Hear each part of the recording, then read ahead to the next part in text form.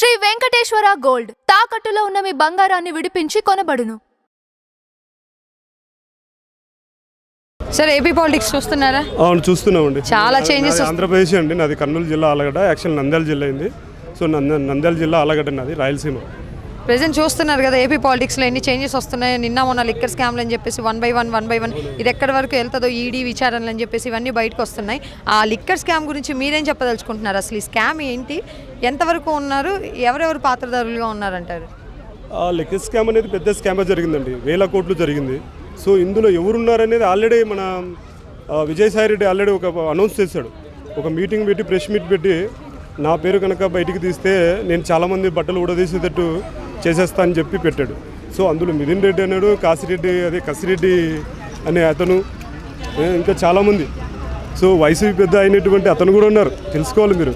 ఇంకోటి ఏంటంటే ఈ స్కామ్ అనేది పెద్ద స్కామ్ చేసేసారు. లిక్కర్ స్కామ్ మామూలుది కాదండి, పెద్దది చేసేసారు. సో ఆల్రెడీ అప్పుడే అర్థమైపోయింది, అలా ఓన్లీ స్కాన్ లేకుండా క్యాష్ పెట్టారు వాళ్ళు.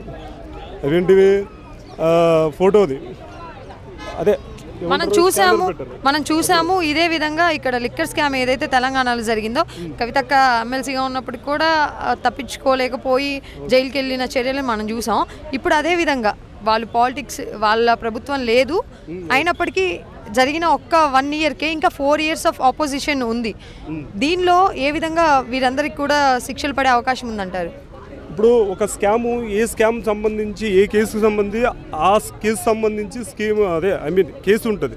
సో ఇక్కడ ఏంటంటే వాళ్ళకు కొన్ని రకాలు, ఇప్పుడు మన కవిత గారు తీసుకుంటే కన్నా లిక్కర్ స్కామ్, ఢిల్లీ లిక్కర్ స్కామ్లో దొరికినప్పుడు ఆయన ఏం చేశారంటే లాహోర్లో వేశారు అక్కడ. సో సెంట్రల్ జైల్లో వేశారు. సో వీళ్ళకు కూడా సెంట్రల్ జైలు వేసేటట్టు మేబీ జరగవచ్చు. పర్ఫెక్ట్ అయితే చెప్పలేము, కరెక్ట్గా చెప్పలేము. సో ఇంత పెద్ద లిక్కర్ స్కామ్ జరిగిన వాళ్ళకు సెంట్రల్ జైలే బెస్ట్. ఇక్కడ మనం మాట్లాడుకున్నట్టయితే ఎంత కాదన్నా కానీ మెన్కి ఉమెన్కి డిఫరెన్స్ జైళ్ళలో కానీ లేదా ఎలాంటి విషయాల్లో కానీ చూపిస్తారు. అలాంటిది తీసుకెళ్ళి కవితక్కనే అన్ని నెలలు ఉంచారు అని అంటే రేపు ఈ జెండర్ డిఫరెన్స్ ఏదైతే మెన్ ఉన్నారో వాళ్ళకి ఇంకెన్ని నెలలు, ఇంకెన్ని సంవత్సరాలు పడే అవకాశం ఉందంటారు? ఆ డిఫరెన్స్ సంవత్సరాలు అని చెప్పలేము, కానీ మొత్తానికి అయితే కేసులో ఇట్లాంటి స్కామ్ చేసిన వాళ్ళకి కంపల్సరీ కేసు అయితే పడుతుంది. ఇప్పుడు ఎలాంటిది స్టేషన్ అయితే పోలీస్ స్టేషన్లో కానీ ఇలాంటి సెంట్రల్ జైల్లో కానీ కంపల్సరీ వేస్తారు. సో ఎంత కేసు, ఎంతవరకు, ఎన్ని నెలలు అనేది చెప్పలేము. సో పొరపాటున కనుక వాళ్ళకు ఈడీ నోటీసులు వెళ్ళిపోయినాయి, వాళ్ళు రావాలి. సో ఇక్కడ ఏంటంటే స్కామ్ జరిగిన వాళ్ళు కంపల్సరీ, ఇదే కాదండి, ఇంతకుముందు కుంభకోణాలు, ఆ స్కాములు, ఈ స్కాములు చాలా తమిళనాడులో జరిగినాయి, ఆంధ్రప్రదేశ్లో జరిగినాయి, మహారాష్ట్ర, బీహార్, ఎక్కడైనా కానీ దేశంలో జరుగుతూనే ఉంటాయి. ఇప్పుడు మనం చూసిన ఇలాంటి వాళ్ళకు నేను చెప్పేది ఏంటంటే, ఇలాంటి వాళ్ళకు ఫ్యూచర్లో మళ్ళీ స్కామ్ చేయాలంటే భయపడేటట్టు చేయాలి. అలా వెళ్ళామా, బెయిల్ మీద వచ్చామా, బయట ప్రశాంతంగా తిరిగామా లేకుండా ఒక్కసారి కనుక స్టేషన్ కానీ సెంట్రల్ జైలుకు కానీ ఏ జైలుకి వెళ్ళినా ఇలాంటి స్కీములు కాదు, ఇలాంటి స్కామ్లు కాదు, ఎలాంటి కుంభకోణాలు చేసినా, ఎలాంటి స్కాములు చేసినా వాడు ఫ్యూచర్లో మళ్ళీ చేయకుండా అలాంటి శిక్షలు వేయాలి. ఇప్పుడు మనం చూసినట్టయితే ఒకటి బయటకు వచ్చింది లిక్కర్ స్కామ్, ఇంకా మైనింగ్ ఇష్యూస్ కానీ ఇలా ఏపీలో గత ప్రభుత్వంలో జరిగిన చాలా విషయాలు ఉన్నాయి. ఇలాంటి స్కామ్లు ఇంకెన్ని రాబోతున్నాయి ఉండనున్న 4 సంవత్సరాల్లో? ఇప్పుడు ఎన్ని సంవత్సరాలు ప్రభుత్వం, ఈ ప్రభుత్వం, ఏ ప్రభుత్వమైనా ఎవరినైనా సరే బయటికి తీస్తున్నారు. వాళ్ళు ఏం చేస్తున్నారంటే బెయిల్ మీద ప్రశాంతంగా బయటకు వస్తున్నారు. ఈ బెయిల్ మీద వచ్చే ప్రసక్తి లేకుండా చేయాలి. అలా మాట్లాడుకుంటే ప్రభుత్వానికి సంబంధించిన పెద్ద తలకాయలనే, నేను తలకాయలు పెద్దవే చిన్నవే అని కాదు ఇక్కడ మ్యాటర్. ఎవడైనా కానీ ఒక స్కామ్ని ఇరుక్కున్నాక, ఒక అత్యాచారం, ఒక మర్డరు, ఇంకోటి ఏ కేసు ఇరుక్కున్నా వాడికి కనీసం అంతో కొంత శిక్ష పడి వాడు బయటికి వచ్చిన తర్వాత ఇంకొక స్కీమ్ కానీ, ఒక మర్డర్ కానీ, ఒక కేసు కానీ రప్ప కోస్తా, గొంతు కోస్తా, సంపుతా అనే మాటలు రాకుండా వాడు ప్రశాంతంగా బతకడానికి కనీసం ఆ జైల్లోనే వానికి పుస్తకాలు ఇచ్చో, లేదా బుక్స్ ఇచ్చో, లేదా ఇప్పుడు వస్తున్న డిజిటల్ లెవెల్లో వానికి నేర్పించి విధానం పంపించాలి. ఏది మంచి ఏది చెడు తెలిసినప్పటికీ కూడా వాళ్ళు ఇంత పెద్ద తప్పులు చేస్తున్నారు అంటే పుస్తకాల వల్ల మారే మనుషులు అంటారు. కంపల్సరీ పుస్తకాలు కాకపోయినా కనీసం డిజిటల్ లెవెల్లో వానికి ఎక్స్ప్లెనేషన్ చేయాలి. పోనీ అది కాకపోయినా కనీసం ఒక థర్డ్ పార్టీ అంటలా థర్డ్ డిగ్రీ అంటారు పోలీస్ స్టేషన్, థర్డ్ డిగ్రీ అయినా ఉపయోగించాలి వాడి మీద. కనీసం అది ఆ విధంగా ఉపయోగించి వాడిని మార్పు తెచ్చేలాగా చేయాలి. ఇప్పుడు ఒక కేసులో ఇరుక్కున్నవాడు ఏం చేస్తారంటే, సార్ నేను చేయలేదంటాడు, చేసినవాడు చేయలేదంటాడు. వాడు ఎంత కాదన్నా దొంగ అంటే నేను దొంగం కాదంటాడు.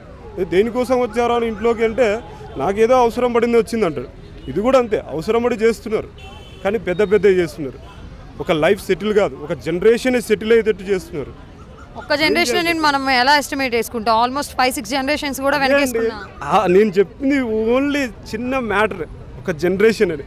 ఇంకా మీరు అర్థం చేసుకోండి, కొన్ని కోట్ల రూపాయలు, కొన్ని వేల కోట్ల రూపాయలు అంటే కొన్ని 5-6 తరాలు కూర్చున్న తర్వాత మీరు చెప్పినట్టు 4 జనరేషన్లు 5 జనరేషన్లు కూర్చొని తినే, సంపాదించుకొని లేక కూర్చొని తినే ఆస్తిని వాళ్ళు ఇచ్చిపోతున్నారంటే ఎంత స్కామ్ జరుగుతుందో. వీరందరూ తినేది కూడా జనం సొమ్ము అయినప్పటికీ ఈ జనం గుడ్డిగా ఓట్ బ్యాంకింగ్ వచ్చినప్పుడు ఇంకా కులాలు మతాలు అని చెప్పేసుకొని ఓట్ చేస్తున్నారు. వాళ్ళకి మీరేం చెప్పదలుచుకుంటున్నారు? ఎవరికి ఏం చెప్పదలుచుకున్నా అంటే, ఒకటి ఓట్ అనేది మనకు ఉన్నటువంటి ఒక సర్వసాధారణమైన ఓటు హక్కు కంపల్సరీ ఉండాలి.